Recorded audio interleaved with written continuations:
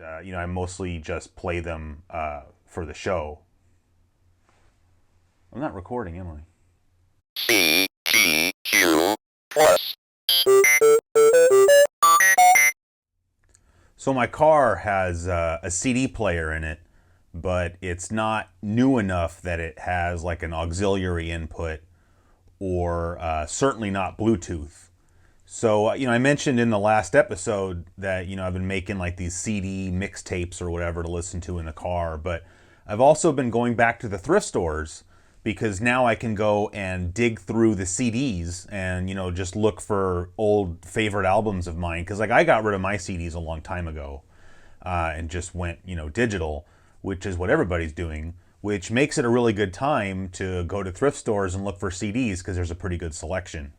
But until I started doing this, I had not really been regularly going to thrift stores for years because really the thrift stores have dried up for video games. But and I got some cool CDs today, whatever, But I did look for video games, and the one thing you can find at a thrift store are sports games because collectors don't want them, and there's no value in them, so resellers aren't grabbing them. So you can often find sports games, and luckily for me, I like sports games, especially classic sports games.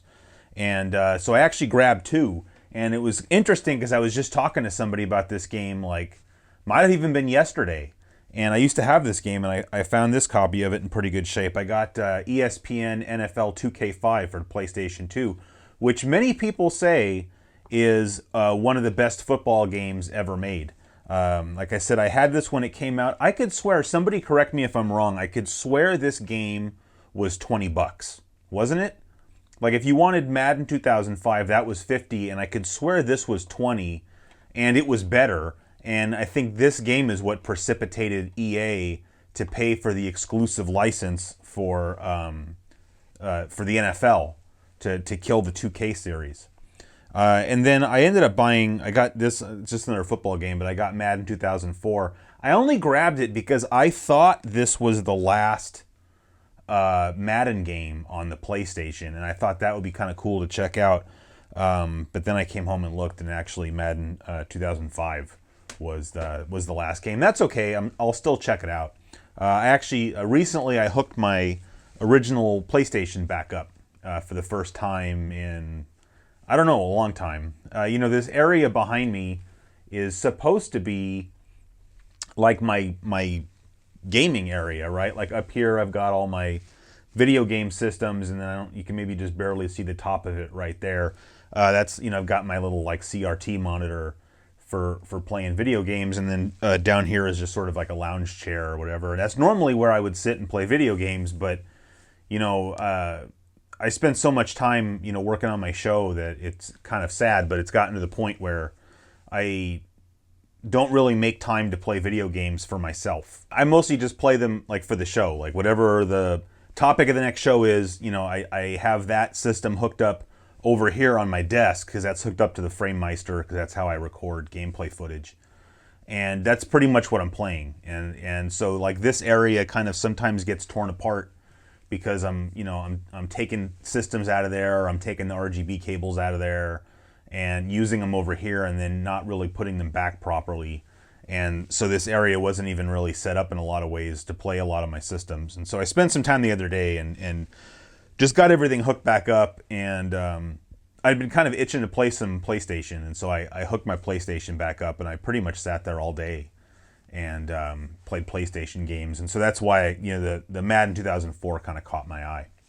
So anyway, what I wanted to do this time was a CGQ&A episodes. This I mentioned a long time ago that I was going to move those from the other channel over to here, just because most people just don't subscribe to Classic Gaming Quarterly for stuff like this, and that's fine, but I feel like you should know your audience, so I'd rather just have that kind of stuff over here.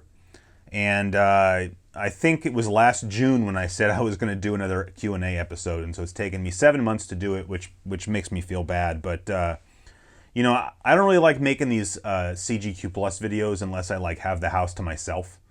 And I don't really get the house to myself that often. And I don't even have kids, so I can't imagine what it's like for people who have kids. Maybe they just don't care, and they just go ahead and record their stuff, even though maybe their wife is around, their kids are around. But it's funny. I've been doing this show for about 4.5 years now, and I'm still just I can't do it like when my wife is home or something. You know what I think it is just like there's this stigma.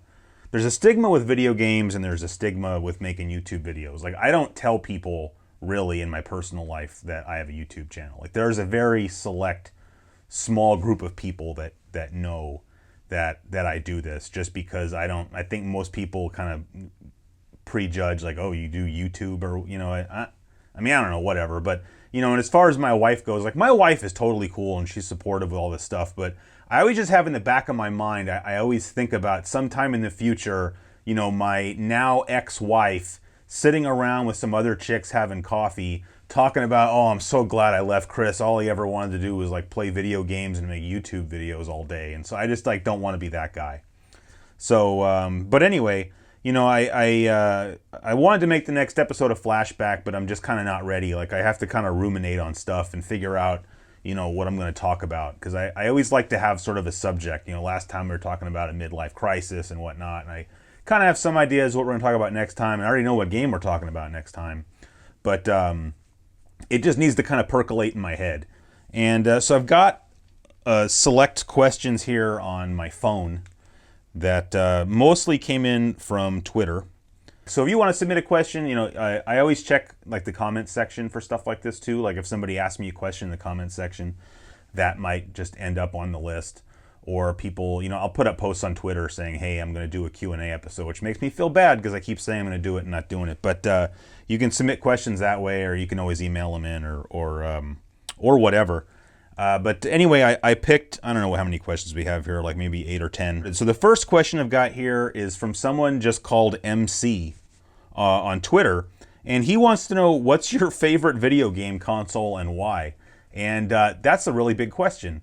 But it's the kind of question where, you could ask me that question 7 days in a row and you'd probably get 4 different answers.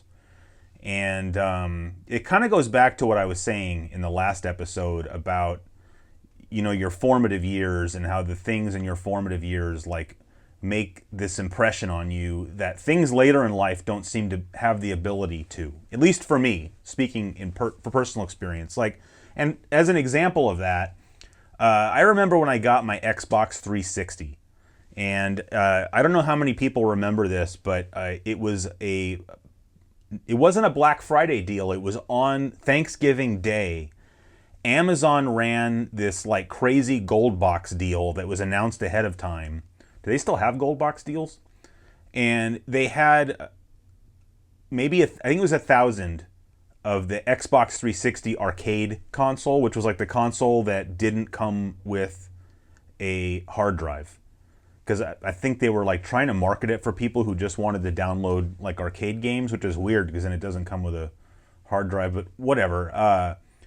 And it was $99. And I can't remember at that time if the normal price was either $200 or $300. But in any case, the $99 thing was like a crazy good deal. And they only had like 1,000 of them. And I just figured, well, I could try. Because obviously everybody was going to try to jump on this. Like people who wanted an Xbox 360 and just flippers. And, originally I was planning like, oh, I'm going to go to work because we have faster internet there and try to get one. But, I think we were getting ready to drive home to see our family because it was Thanksgiving morning, and I just didn't want to deal with that stuff. And so I just figured, well, I'll just try from home on my DSL, and I probably won't get it, but I didn't really care that much because even back then I was mostly a retro gamer. But I just figured for $100, man, like I'll take an Xbox 360. And I just got really lucky and was able to get one. And so I got one, and I remember I didn't even open it because I got it. And then I went and bought a regular Xbox 360 with the hard drive. And then I sold the one that I'd gotten off Amazon for like, I don't know, whatever the normal price was. And then it just kind of helped fund the purchase of a normal one. But I played a ton of cool games on it. I remember playing like Geometry Wars and Crackdown and Elder Scrolls Oblivion. I had a buddy at work that also had an Xbox 360. So all of a sudden it was like being a kid again. And, going to work and having lunch with him and talking about video games. We'd trade games, or I remember buying a game off him that he didn't want anymore.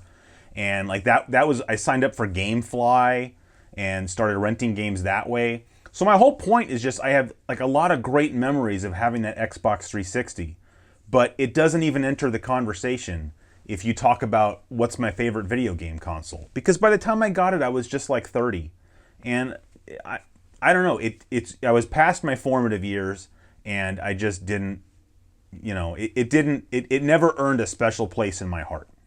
And so that's just a long roundabout way of saying that the games or the consoles or gaming platforms, I'll say, that would be in the running for my favorite are going to be the ones that I grew up with. And that would be the Nintendo Entertainment System, the Game Boy, the Genesis, Sega Genesis, the Sony PlayStation, and computer, like DOS PC. And I think if I'm really being honest, like obviously, the original Nintendo is such an awesome system and everything, but as we've talked about on this channel, I didn't have a lot of games for it. I mostly had to like live vicariously through others, like mostly Jonathan. And as much nostalgic feeling as I have for the Nintendo, I didn't get to have the full experience with it. And you could say the exact same thing about the Sega Genesis and the Game Boy. Now, with the computer, DOS PC, like I got a computer in like 1990, and that kind of became my primary gaming platform for about 4 years until my computer was just too obsolete to play video games. And of course, you could pirate games for PC. And so I would go to school. This was when I was in like junior high and high school. And we would pass around floppy disks all the time. And so I got to play like most of the marquee games from that time. But the PlayStation, which I think I talked about briefly in like the intro to the PlayStation launch video, when I got that, I had a job. And I could, I bought the PlayStation myself, and, I subscribed. It was the first time I'd subscribed to a gaming magazine. I subscribed to PSM, and because I had the money for that. Like before that, I didn't have the money to subscribe to magazines or really to even buy magazines at the store. But I almost didn't want to because I was reading about games that I wouldn't be able to get. And so it would just be it would just make me feel bad or whatever. But with the PlayStation, I would be reading PSM and, there'd be these previews for these games that were going to come out and be like, oh, whatever's coming out. I'm going to keep an eye out for that. And then when it came out, if it got a good review or if I knew it was something I was going to want, I would just go get it, like, at Best Buy or whatever. And that was something I'd never been able to do before. And that's not to say that I had like a huge PlayStation collection, but, I probably had, at its peak back then, I probably had about 30 games, which maybe doesn't sound like that many, but it's way more games than I ever had for the Nintendo or the Genesis or the Game Boy. I just didn't really generally want to buy crappy games. Like I didn't go buy games that maybe that'll be good, because I would just rent those. But, I got all the Final Fantasies when they came out, or I would get the sports games of the day. I think I had NHL 97. I think I had Andretti Racing. I don't know what else off the top of my head. Like Tenchu, Stealth Assassins, Tony Hawk's Pro Skater. Just because I knew they were going to be good. Like those were like, marquee titles that I knew I could get and they'd be awesome. And I did.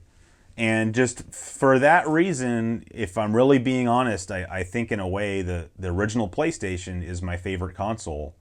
And I always think it's kind of weird when people talk about how it hasn't aged well. Like, oh, those games were good back then, but, the graphics haven't really like aged well. I don't know. Do they look good compared to games now? Of course not. But they look the same as they did in the 90s. It's not like they got worse. Like maybe your expectations changed for video games, but how is the same not true for, games of other consoles? Like, yeah, they're like low polygon count, 3D models of things, but I don't know. I was blown away by the graphics then, and honestly, like I said, I just plugged my PlayStation back in and I'm playing games, and to me, like, those games still look good. So maybe that's because I spend all my time playing like 8 and 16-bit games. So like for me, PlayStation is still like, whoa, this is better than what I'm used to. But I just think for me, like, it's part of what the show is all about, is like being able to go back in time mentally and appreciate these games in their own time. And I think maybe that's just something that I do. So I don't really play games with a critical eye. I kind of do the opposite. Like I always try to see the good in games, and that's why I think for the most part, even in the launch videos, like I have a hard time like giving a game a bad review, because it's like, well, I could see what they were at least trying to do with this or whatever. But yeah, so I'm going to go with the PlayStation. Ask me the question again tomorrow and I'll tell you how my favorite gaming platform is, the computer or the Sega Genesis or something. So next question comes from Pierre Rodriguez. And this is on Instagram. He actually asked me a question on Instagram. He said, it's at CG Quarterly, by the way, on Instagram. What are the so-called good games that you just can't get into? I'm sure I could come up with like a huge list of games that I was really never able to get into, but I'm just going to pick two franchises to talk about. The first one got me into a lot of trouble because, I made a little passing comment on the launch of the Sony PlayStation video. I made kind of a disparaging remark about Mortal Kombat, which I fully, that's how I feel. I don't like Mortal Kombat. So that's the first one, is Mortal Kombat. And I understand that there are a lot of Mortal Kombat fans out there. For me personally, I've always kind of thought that it was the kind of game that kind of just appealed to the lowest common denominator. Like, I think that the controls are stiff. I don't like the graphics, and I just think it's very violent. And when you're like 13, 14 years old, that was really cool. And so if you were that age and you loved that game, then of course you're still going to love it because it was a game you liked when you were a kid. And, full disclosure, I haven't played any of the newer Mortal Kombat games. I've had people telling me that if I play the modern ones that they're better. And I can't say because I haven't played any of them. I just know that like back then, Street Fighter 2 and Mortal Kombat were like the two big games that, fighting games in the arcade that were going up against each other. And I remember a Mortal Kombat machine being literally right next to a Street Fighter 2 machine in an arcade when I was this would have been when I was like a freshman in high school. And for me, like, I didn't even want to know about Mortal Kombat. Like, I would watch people play it that knew the finishing moves and be like, oh, that looks kind of cool. But as far as playability goes, I just never wanted anything to do with it, really. And I just still feel the same way. So for that reason, I just really never gave the games a chance again. In fact, the only Mortal Kombat game I own is Mortal Kombat 3 for the PlayStation. I have like the long box version of the game. Just because I'm trying to kind of build up a little library of like the really early PlayStation releases. And I think that was actually even a 95 release because it's in that big gigantic jewel case. But anyway, so that's the first one. And the second one I'll say is Metal Gear. And with Metal Gear, like, I remember playing the original Metal Gear back in, 87, 88, whenever that game came out. I don't remember, I either rented it or a friend had it. I don't remember which. And I just remember not knowing what to do. It was like, oh, this game looks really cool. But, I think we probably rented it because I don't think we had the manual. And it was just like, the game's a little bit complicated, especially when you're like 10 and you don't have a reference of what you're supposed to be doing. And so I just never really knew what to do, and so that was kind of the end of that. And I mean, I think I have Metal Gear. Yeah, I have a copy of Metal Gear. And it's one of those games I've always meant to go back and play. Like, I should check out Metal Gear, although people tell me I think I should be playing like the MSX version or something. I've never had an MSX, so I don't really know. But if I had an MSX, I'd be willing to check it out, or I guess I could load it up in an emulator. But boy, the light's getting really bad. I wonder if I should. It's really not that much better. No. We'll do it this way. I think that's better. All right. So Metal Gear, yeah. So I'd like to go back and give that another shot. I actually have. I don't even know why. I guess I have both of the Metal Gear games for the PlayStation, like the.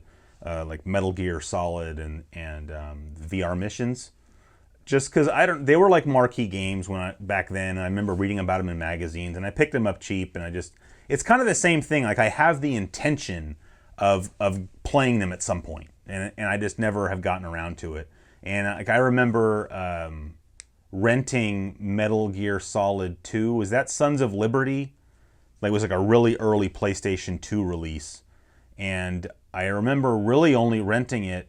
No, it's opposite. I rented Zone of the Enders because it came with a demo of Metal Gear Solid 2. And the rental store actually included the demo disc. I had to pick at my brain there for a minute. Mostly because, that game was really heavily hyped by like PSM magazine. And then my roommate was really like excited about Metal Gear Solid 2, so we rented that. But I just couldn't really get into it. It's just got... I know it's trying to be all cinematic and like that's totally cool. Like, Kojima is really into doing the whole, like I think, he really wanted to make movies for a living and he just ended up in video games instead. But it just feels too much like an interactive movie where you're hardly ever doing anything. You're mostly watching cutscenes and it's just not, there's nothing wrong with that. It's just not what I'm personally into. So, like I said, I'm sure I could come up with many other examples that would just further, anger people watching this. So we'll stop it there. Well, speaking of the MSX, the next question comes from Matt McSherry on Twitter. And he wants to know if I'd ever be able to do an episode on the 3DO or MSX. So yes and no, or well, yes and maybe, I guess. I actually have plans, and I've started writing a history of the 3DO interactive multiplayer episode. And I'm actually going to be collaborating with a friend of mine on that episode. My friend Alex, who is the host of the Retro Game Squad podcast, which I actually just recorded an episode with him last night. That's going to be coming out probably sometime in the next week. And, it's funny because some people really don't like it when I collaborate with other people. Like I get a lot of bad feedback like on the launch of the Sega Master System episode because like it's like people watch the show. You can tell there's certain people that watch the show because of me, and then there's people that watch the show because of the show. And like for me, I make the show because of like the show is the show. Does that make sense? Like I am not, in my opinion, I am not the show. Like you watch, I won't name names, but you watch other YouTube channels where the person is the show. But for me, it's like the games are the show. The console is the show. Like, so, if I'm going to do like the launch of the Sega Master System, I'm going to talk about it in Brazil and in the UK. And who better to get to talk about that than people that grew up with it in Brazil and in the UK. But, there are some people that seem to, they watch the show because they just, maybe like my personality or not or whatever, which is fine. Like I watch a lot of YouTube shows because of that. I just think the host is cool and he seems like a cool guy and I like what he's talking about and I watch it because of that. And frankly, if that person had a guest on, I'd probably be annoyed. So I don't blame anybody, but at the same time, for Classic Gaming Quarterly, the show is the show. And if I can bring somebody else on and that's going to make the show better, then that's what I'm going to do. So my buddy Alex, he and a friend of his actually pooled their money together to buy a 3DO when I don't know if it was right when it came out, but and I forgot, it wasn't to play Samurai Showdown. I think it was to play the Street Fighter port. Was that Super Street Fighter 2 Turbo that came out on the 3DO? And so because of that, like he played a lot of 3DO in its day. And so like the format of that show is not going to be the launch, but rather like, well, here was the development. So like the first half of the show would be kind of the same. Here's like the development of the 3DO and the history of all that. But then instead of just covering the launch games, I'll probably just pick, a handful of noteworthy titles for the system, like Star Control 2 or Crash and Burn and, whatever games Alex wants to pick that he played back then. So I'm not saying that episode's coming out anytime soon. I'm just saying that I am working on that. So as far as the MSX goes, sorry, I closed it. As far as the MSX goes, I don't have an MSX. I've never had an MSX. I've never played an MSX. Pretty sure I've seen one at a buddy's house, but it's just, maybe someday when I'm kind of running out of things to talk about, it would be something I would do. It's just not something I'm personally interested in, and I also don't think there'd be that huge of an audience for it. And so, like, I just don't feel very motivated to make something like that. But if I ever got my hands on an MSX, I could see it being an interesting episode because I think it would expose that platform to some new people. And like then we could talk about Metal Gear. And wasn't Castlevania was on the MSX too. We could talk about that. And there was wasn't there at least one or maybe even two Gradius games on the MSX that were exclusive? Might be confusing it with something. See, now I'm talking myself into doing a MSX episode. Okay, next question. Kyle Smith on Twitter says, what is your favorite or most memorable video game original soundtrack? And so just to preface this is not what I think is the best video game soundtrack, just what are some of my favorite or most memorable. And all I would have to do to answer that question is open up, iTunes or whatever, music on my phone, because I've just got a handful of soundtracks on there. There's just certain games where, like, the soundtrack for me has never gotten old, or maybe it's just like part of the experience of playing the game. And you know, I mean, like for instance, like the music from like Super Mario Brothers or Legend of Zelda, to me is like part of what sucks me back in, nostalgically speaking. But you know, those weren't very like nuanced soundtracks or something where you'd want to sit down and just like, you know, put in your earbuds or whatever and like listen to the music of Super Mario Brothers. At least that's not something I'd want to do. But on the Nintendo, examples of games where I would be like Mega Man 2 or Castlevania. In fact, I have both of those on my phone. And then on the Genesis, the three I can think of off the top of my head that I have on my phone are, well, more than that actually. I have all three Sonic the Hedgehog games, although Sonic the Hedgehog 3, I haven't played that game as much. I just kind of have it on there, I guess, for completion. I don't know, but Sonic the Hedgehog and Sonic the Hedgehog 2 both have awesome soundtracks. And then obviously Streets of Rage 2. And then I actually have Golden Axe on there, which Golden Axe is a little bit, the music's a little bit repetitive, but I just love that game, and so that soundtrack really sticks out in my mind. And then the other one that I have that is maybe my all-time favorite video game soundtrack is Final Fantasy VII. In fact, I think that was like the first soundtrack I ever got where I just wanted the music from the game so much that I, you know, seeked it out just so that I could listen to it. So certainly good stuff. Next question, Taylor, I always forget how to say your last name, is Battaglia or Battaglia? I mean, you're Italian, so it should be Battaglia, but I don't know how you say it. Taylor, on Twitter, he wants to know, who do you recommend or what do you recommend for finding a trusted and high-quality modder to do like RGB or HDMI mods?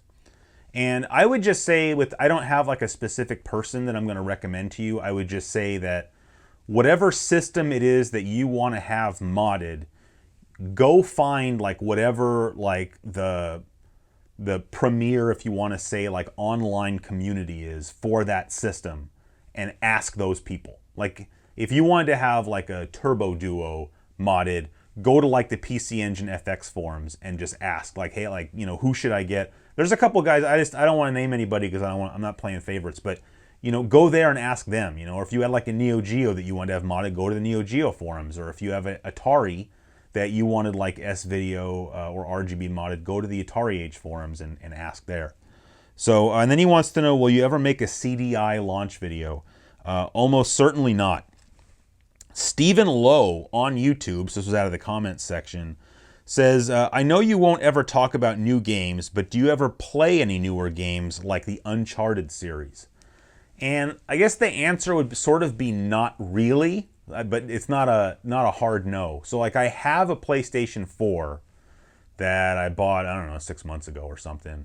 And I really only bought it to play F1 2017 and made like other racing games. Like I have, my wife bought me like a Logitech racing wheel for my birthday like a year or two ago. And it was compatible with PS3 and PS4. And so I was originally using it on my PS3 to play Gran Turismo 6 because of the Senna content. And then, you know, I wanted to play the latest F1 games. And so I had an F1 game on the PS3. And so I bought a PS4 so that I could play the newest F1 game. And I have a couple other games. Like I have Project Cars and, gosh, I can't even think of what else. I don't even know, like I think my PS4 is in the closet and my racing wheel is in a different closet. So that gives you an idea of how much I play modern games. As far as, since you specifically asked about Uncharted, I think I may have played it a little bit at a friend's house. It looks cool. I mean, it looks like a modern version of Tomb Raider, I guess. It's not that I don't like modern games or like I'm some kind of retro grouch or that I'm some kind of snob who thinks that old games are better. What it really comes down to is that there's just only so many hours in the day. And, you know, I'm working on my show and I'm trying to play the old games that I like playing. And I just don't have time anymore to play modern games like I used to. Like, you know, I told the Xbox 360 story because, you know, 10 years ago I didn't have a YouTube channel. And, you know, on a nice Saturday like this, having the house to myself, I would have been probably playing Oblivion or something, you know, or whatever. And so like now, instead of standing here talking to the camera, I could be, you know, playing F1 or something. But, you know, obviously I'd rather do this. So yeah, I don't have a problem with modern games. I mean, I think, you know, there's so many amazing games coming out now. It's just that I just honestly don't have the time to play them. Next question. Bad Billy Pratt. I don't know why you're bad, Billy, but he calls himself Bad Billy Pratt. So I guess this kind of builds on the last question. He says, what are your thoughts on VR? We're about the same age and we were growing up being teased with the promise of VR, and now it's finally here. PSVR games are hit or miss, but the ones that are hit are definitely a new gaming experience. So I have to admit, I have never tried a VR game. Like, I've got a buddy who's really into VR, but I haven't really made it over to his house to check out. You know, like he's got that HTC, I don't know if it's Vive or Vive or whatever it is, and then he has a PSVR, and he actually has a YouTube channel talking about VR, and he keeps telling me, "Oh, you got to come over and check it out," and I'm like, "Yeah, you know, whatever." You know, he lives like a half-hour drive away, which apparently is too far for me. I don't know. I haven't gone over there, but certainly it seems cool. People are saying it's cool. I would say I would really be interested in checking out the VR driving games, just because I mean, that would be awesome if I could sit there and have my wheel and then be like moving my head around playing. That'd be pretty neat. Although, I mean, really at that point I could just go get in my car, and of course then you're not on a racetrack or anything, but that would be pretty cool to check out. And I agree with you. It's kind of funny, you know, thinking about how long we've been sort of teased with VR, and but I guess now it's kind of happening. I can't say because I haven't tried it, but I don't know if it's ever, people say, oh, it's going to take over for traditional gaming. I definitely don't think so. I think if anything's taking over for traditional gaming, it's things like phone gaming, because that's what the kids are playing now. Like, can you imagine, like, 10, 15 years from now, the people who are kids now, when they're like in their 20s, are they even going to care about game consoles? Because I feel like they grew up playing like games on telephones. Next question comes from Derek Felska. He's a pretty big friend of the show. He sent in the Mega Man figurines and did the drawings on the box. And so this is kind of related to that. He says, what did you think made the Mega Man series so successful? Should it get a reboot or keep it classic? So I'll answer the second part first, because that's easy. I am not a fan of reboots. I like keeping things classic. So like, I think it's pretty awesome that they had like Mega Man 9 and 10, or even Mega Man 8 going all the way back to the PlayStation and Saturn, because at that point they could have easily rebooted the series and turned it into something that, like, 3D, or what do they call it, 2.5D. But they kept it 2D. That was pretty cool. So like Mega Man 9 and 10 were pretty awesome. I know they've made some 3D games that I haven't really spent any time with. So I mean, I'm a big fan of keeping it classic, and especially these days with digital downloads and whatnot, there's just no reason not to, unless people just aren't buying them, which I have no idea what the sales numbers are looking at for games like that. As far as why they were so successful, like, thinking about Mega Man games on the NES, like, those games were just like the total package, as far as like, they had awesome graphics, awesome music and sound effects, super tight controls, great variety between stages, personality, like the variation with like the different kinds of bosses. And I mean, you want to talk about a game like Mega Man 2, I don't think I could come up with a negative comment to say about it. Like, if you asked me to like criticize Mega Man 2, I don't know what I would say. I mean, it's just like, the game is easily a 10 out of 10 for me. And honestly, like, the other Mega Man games that get criticized really only get criticized, I think, because they don't live up to Mega Man 2. Because, like, they knocked it out of the park with that one. The first one, you had less bosses in the first Mega Man. The game was really hard. And so they kind of toned it down a little bit, and they expanded it. And Mega Man 2 was a home run. And so what were they going to do after that? It's like when a band comes out with an album, it's like when Radiohead came out with OK Computer. It's like, well, what are you going to do now? Like, you might as well just retire, because you're never going to top that. And that was like, Capcom was really probably never going to top Mega Man 2. But I think the entire series is solid, So, yeah, as far as what made it so successful, I don't even know what to say beyond that. It's just like, it sets the standard for action platformers or run and gun games, or whatever you want to call it. We have two more questions. The first of the two comes from Dynamic Dylan on Twitter, and he wants to know, what are some of your favorite Super Nintendo games? Now, it'd be pretty easy for me to sit up here or stand up here and say, oh, Super Mario World or Zelda Link to the Past, but that would be boring. So instead, I thought I would answer this question by talking about 3 games that I really like, that don't immediately jump to the forefront of somebody's mind when they're thinking of the Super Nintendo. So-called hidden gems, although I really can't stand that term.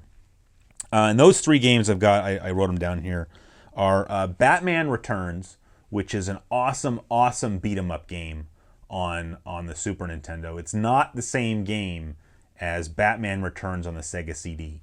So if you're thinking of that, like, totally different game, like Batman Returns, think of like Final Fight or Streets of Rage, but it's Batman. And because the movie Batman Returns takes place during Christmas, the game is Christmas themed. So obviously it's too late. We're in the middle of January or late January now. But, if you're ever thinking around Christmas time of like Christmassy games to play, like, Christmas nights, add Batman Returns to the rotation because it's a really cool game. Really cool sound effects. Like when you punch a guy, like especially if you have good speakers with bass, like when you punch a guy, there's like bass. You can like grab guys and like throw them against the back wall. That game is great. The other two I've got here, I've got Super Turrican. And so I'm a pretty big fan of the Turrican series. I've talked about it before. A lot of people don't like Turrican because I think they want to treat it like Contra, where you're just like bulldozing through it, and that's not how you play most Turrican games. You have to go a little bit slower and be more deliberate about it. And like I've got Turrican for the Genesis. I had that one actually back when I was in high school too. I had Mega Turrican and I can't find it. Like somehow I have the manual, but the game is gone. So I don't know what happened. And but then I've got Super Turrican on the Super Nintendo, and that game is just awesome. Now I will warn anybody I know people watch my show and they'll end up buying video games based on the stuff I say, and so I just want to warn people that Super Turrican has kind of a weird little thing where if you have the Model 2 Super Nintendo, what we used to call the Super Nintendo Mini, but now we can't really say that anymore because you'll get confused. But the redesigned Super Nintendo, Super Turrican's not compatible with it because it's a one-chip system. And in fact, the very last hardware revision of the original Super Nintendo was also a one-chip system. And Super Turrican is not, it's like glitchy. Like you'll start playing it and you're like, oh, it's fine. But then the game will start glitching out at some point. Like it lulls you into a false sense of security and then starts glitching. Like it's audio glitching, but it's really annoying. And in fact, Super Turrican is the reason that I have two Super Nintendos, because like my primary, if you will, Super Nintendo is a Model 2 Super Nintendo because it has better RGB video quality. But I ended up buying an older Super Nintendo specifically so that I could play Super Turrican. So that's why I have two systems. And then the last game that I wanted to bring up is Blackthorn. Now I originally played Blackthorn on the PC, but it's basically the same game. The game I know came out, it was on the DOS PC, obviously the Super Nintendo, and also came out on the Sega 32X. But I've never really found any one port to be that far superior to the others. And I may be leaving out, there may have been another system that it came out on. I don't really remember for sure. But obviously, the computer port's probably going to be a little bit better as far as, sharper graphics and better sound.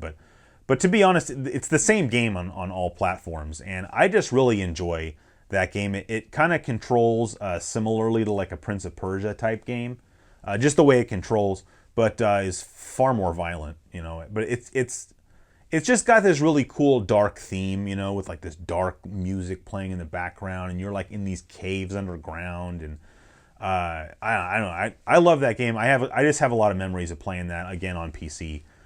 When I got it, I burned a lot of time. I'd spend a whole Saturday back then, playing a game like Blackthorn. So, really very cool game. So, 3 games for the Super Nintendo that if you've never played them, I would highly recommend that you check them out. And then the last question comes from a guy named Shuto. I don't know how to say your name, but it's SHUUTO. I don't know, but he's a good friend of the show. Interacts with me a lot on Twitter and Instagram, I think. But anyway, he wants to know what thoughts. This is a good question. What thoughts went into narrowing down your collection to what you have now? What was the motivation to get rid of some of those games? Well, the main motivation is just space, and I don't ever want to feel like I'm a hoarder. And I don't know if that show's even still on TV. I don't have cable anymore anyways, doesn't matter. But man, I used to watch that show Hoarders, and it would just make me like want to go, like, you probably watch a show, where people are exercising, like Biggest Loser or something, and it makes you feel like a fat ass, right? And it's like, oh, I need to lose some weight, and you'll go out and, run around the block a few times or whatever. And like, watching Hoarders made me feel the same way. It's like I'd watch that show and I'd immediately go upstairs and start looking for stuff to like list on eBay or something. Like, oh, I got too much stuff, I gotta get stuff out of here. And maybe that's kind of weird, but I also think it's kind of a good thing, because it's really easy when you have the space to just keep amassing stuff just for the sake of having stuff. And that's not really a good way to be, in my opinion. And, part of what motivates me now is that I only have so much storage space to be able to have things like, if I kind of clean everything up in here and organize and put everything away, it looks nice. But if I had much more stuff, I wouldn't be able to do it anymore. Like, I'd have to stack stuff up on the floor. I'd be like, taking up weird closet space in other parts of the house more so than I'm already doing. And, going back to when I don't know if you're specifically asking about when I sort of had my great purge and got rid of a bunch of my games, but at that time, I had like bookshelves that were like stacked too deep with video, like where I'd have to move a layer of video games out of the way to get to the stuff in the back. I had stuff stacked up under my desk, and it was just way too much stuff. And I just wanted to, make it so that I could have like a nice space to hang out in that didn't feel like I was just sitting amongst just piles and piles of stuff. And, I also figured I could do something else with the money. So that was kind of cool. I think I maybe told a story before about how, I was wanting to propose to my girlfriend, who's now my wife. And I was trying to put the money together for an engagement ring.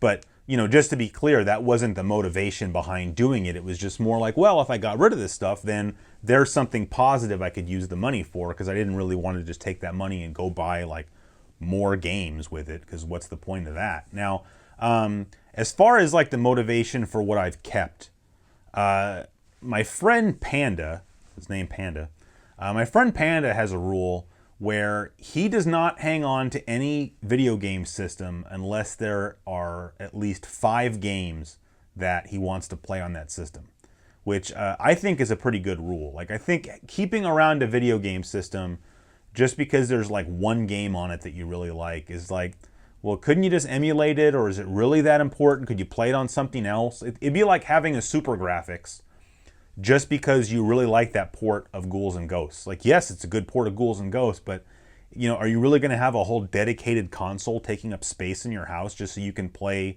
a version of Ghouls and Ghosts where like the blades of grass are in front of Arthur's feet instead of behind them? Like, if that's what you want to do, I'm not here to judge, but that's not what I want to do. So, I'm looking at my video games.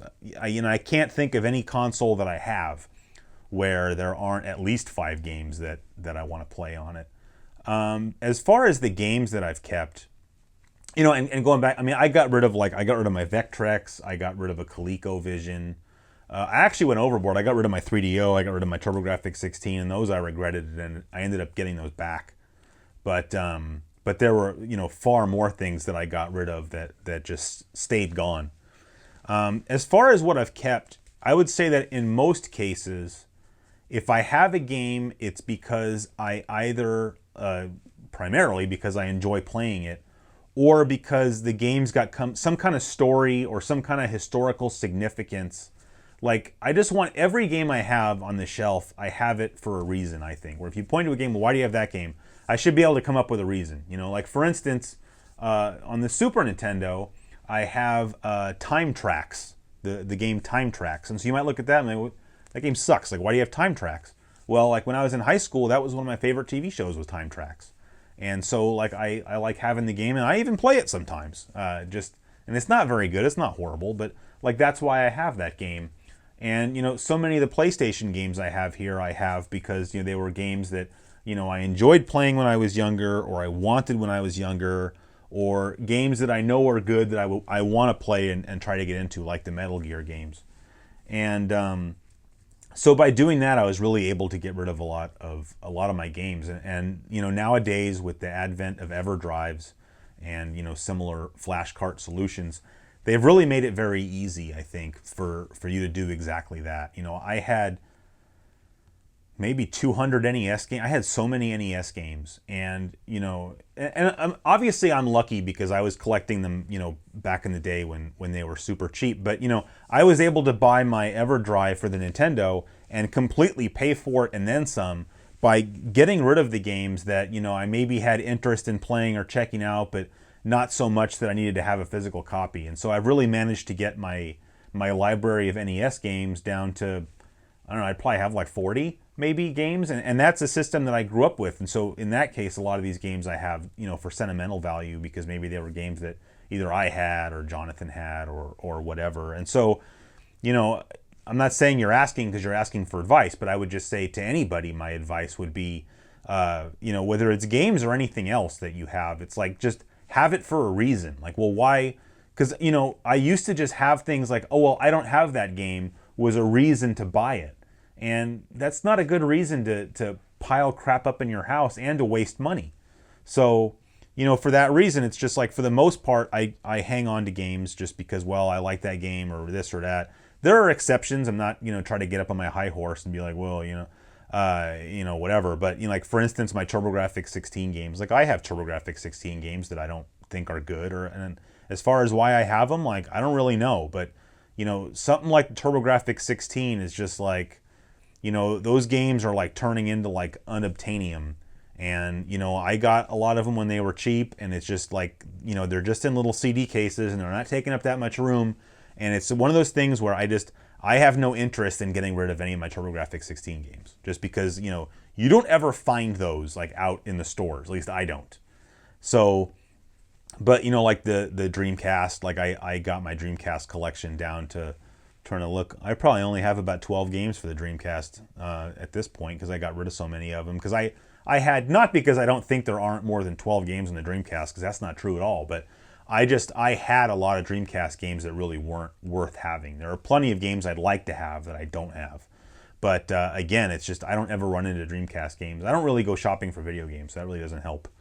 But yeah, I don't know. I probably said enough on that topic, but yeah, so that's going to do it for the questions. I don't have any more questions for you guys from you guys. But if you leave questions, you can just leave them down below in the comment section, or you can do it on some other social media outlet if you want. It seems like it's easier just to do it here, but I'm certainly not opposed to doing these more often. I think it got to a point where I didn't want to post that kind of stuff on either channel anymore. But with this channel, I just kind of post whatever I want. So I would be more than happy to make Q&A episodes more often if it's something that you guys would be interested in. As I said, I already have the next episode of Flashback sort of partially planned out. Actually, you know what? There was a question that I forgot about. Sammy from Riyadh, he asked a question about the Flashback episode, specifically asking how long are they going to go on for? Like, at what point am I going to say that I don't want to talk about video games anymore? Maybe because they're too new or something. I don't really know, but I don't really have a plan as far as that goes. I almost feel like we'll just ride the video game train to the end. As far as, I can't really go past the Xbox 360 because after that I don't really have any good stories about buying video games because at that point I just kind of went totally retro. But there are so many other things I could talk about. Like, I just like talking, obviously. So music and movies and TV shows, and I don't think we're ever going to run out of stuff to talk about. So I'm not really worried about that. So, but anyway, the next episode of Flashback will just be up when it's up, I guess. And other than that. As always, thank you guys for watching, and hope to see you guys again soon.